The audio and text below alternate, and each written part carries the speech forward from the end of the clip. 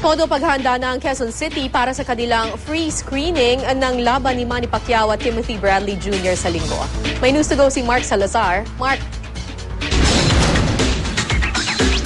Kara, nandito ako sa sa tagiliran ng Barangay Hall ng San Bartolome, Novaliches, Quezon City. Ito ay paradahan ng tricycle pero sa linggo ay venue ng free screening ng laban ni Pacquiao at Bradley.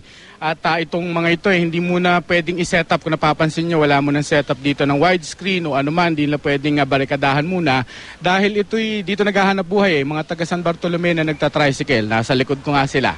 Manong, teka, ito. Sa linggo, hinto ba ang medyo hawig ni Panden? Wag na lang.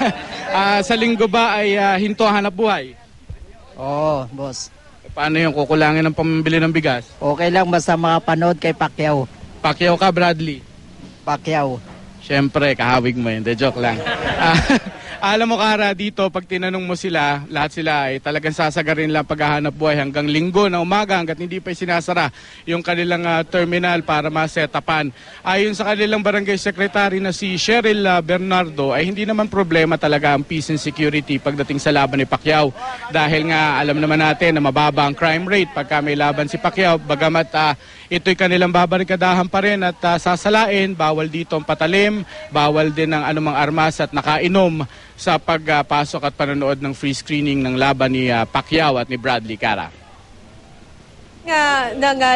So Mark, pag dating ng laban itong si Manny Pacquiao at saka Timothy Bradley, walang masasakyang tricycle dyan sa lugar na yan. Abay, sa mismong laban daw ni Pacquiao, hihinto sila. Nag-ikot ako kanina, talagang hihinto sila ng kanilang pagbiyahe dahil sasamantalahin nila yung libreng panonood ng live dito sa laban ni Pacquiao. Pero ang sabi naman nila, siguro wala rin naman silang mapipick up na pasahero sa mga oras ng laban ni Pacquiao dahil nanonood rin yung iba pang mga tao at pasahero. Di ba nga maluwag ang kalsada pagka-araw ni laban ni Pacquiao, Kara? Naku, magiging masaya dyan sa linggo, Mark. Maraming salamat, Mark Salazar.